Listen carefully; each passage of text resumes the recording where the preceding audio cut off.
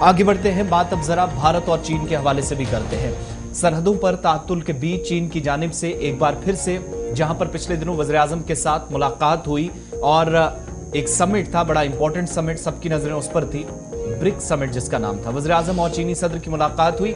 सरहदी मामलात को हल करने पर एक मुख्तसर मुलाकात के दौरान बड़ी संजीदगी के साथ गौर खौज हुआ।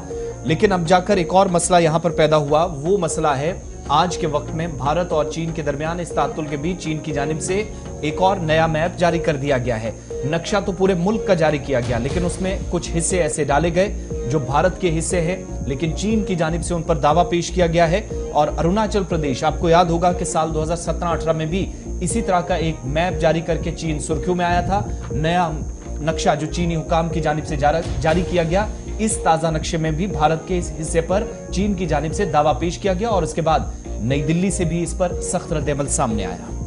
मरकजी हुकूमत की तरफ से, मरकजी वज़ीर खारजा की तरफ से इस पर सख्त रद्द-ए-अमल का इजहार किया गया। कहा गया कि माजी में भी इस तरीके की चीन की कोशिशें हुई है, ताहम एक बार फिर जो ये कोशिश हुई है ये नाकाबिले बर्दाश्त है और इसका डिप्लोमेटिक लेवल पर जवाब भी दिया जाएगा। चीन की तरफ से ये नया मैप जो जारी किया, नक्शा जो जारी किया गया है, इसमें अरुणाचल को जो है वो अपने हिस्से में दिखाया गया है और नक्शा जो है वो मिनिस्ट्री फॉर नेचुरल रिसोर्स की तरफ से सरकारी तौर पर जारी कर दिया गया है। मरकजी चीनी हुकूमत की तरफ से जो वजारती नेचुरल रिसोर्स है उनकी तरफ से बाज़ाब्ता तौर पर यह नक्शा जो है वो जारी कर दिया गया है, जिसके बाद सियासत दिल्ली के अंदर भी काफ़ी ज़्यादा गर्म होती हुई नजर आ रही है।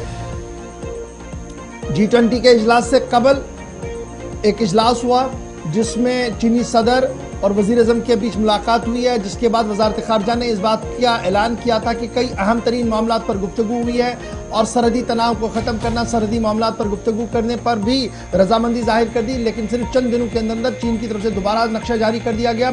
न सिर्फ अरुणाचल प्रदेश के लिए इस तरीके का नक्शा जारी कर दिया गया है, बल्कि मुल्क के दुनिया के दीगर हिस्सों के, जिनमें वियतनाम, फिलिपाइन, मलेशिया और दीगर इलाके हैं जो साउथ चाइना सी के साथ लगते वाले इलाके हैं, वहाँ पर भी अपने तसल्लुम में और अपने दायरे इख्तियार में इन इलाकों को रखने की बात जो है वो चीन के नए नक्शे में कही गई है, जिसके बाद दुनिया भर में चीन की मुखालफत में कुछ चीज़ें सामने आ रही है। तमाम भारत सरकार की तरफ से भी मुखालफत जो है वो ज़बरदस्त कर दी गई है और कहा गया कि डिप्लोमेटिक चैनल्स के जरिए से चीन का जवाब दिया जाएगा। 2 साल में दूसरी मरतबा चीन की तरफ से ऑफिशियल नक्शा जारी कर दिया गया।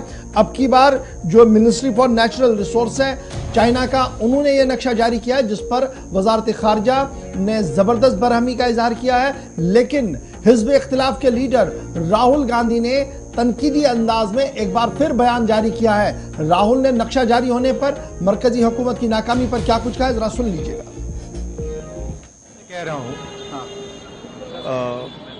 कि जो प्रधानमंत्री जी ने कहा है, और मैं लद्दाख से आया हूं भी, तो जो प्रधानमंत्री ने कहा है कि लद्दाख में 1 इंच जमीन नहीं गई है, ये सरासर झूठ है।